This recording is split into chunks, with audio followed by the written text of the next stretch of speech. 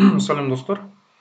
Бүгін өте бір қарапайым сабақ. Ол видео монтаж жасауды енді бастап жүргендер, болмаса фотошоптан сурет жобалауда үйреніп жүргендер үшін өте қарапайым және керекті деп ойлаймын. Мысалға, видео монтаж жасау үшін кейде фондық музыкалар істетіледі.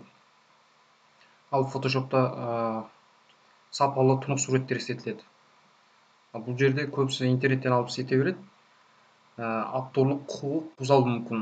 Мысалға, YouTube каналыңызға бір видео жүктедіңіз, онда фондық музыка болды. Ол авторлық құқық қорғалған музыка болса, ол сіздің видеоңызды автоматты түрде өшіреді.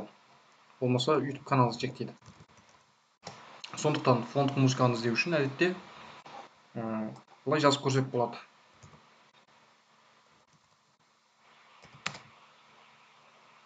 Мінекей, бұл жерде көптеген әндер, фондық музыкалардың барлығы бар.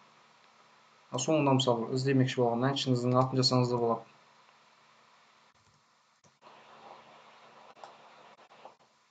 Алдына жазып көрейік. Мінекей.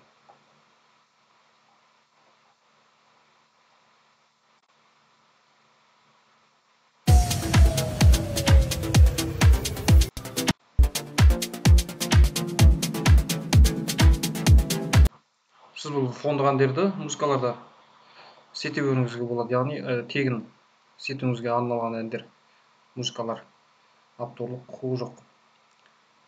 Енді суреттер тұнықтығы жоғары сапалы суреттерді әдетте фотографшілердің жүктеуіне арналған сайт бар, Pexels.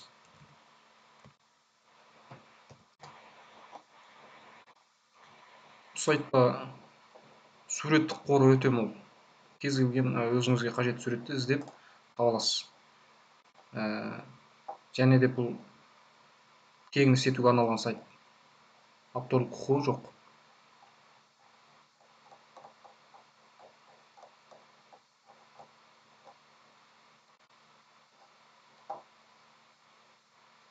Бұл жерден ақпараттан көре аламыз.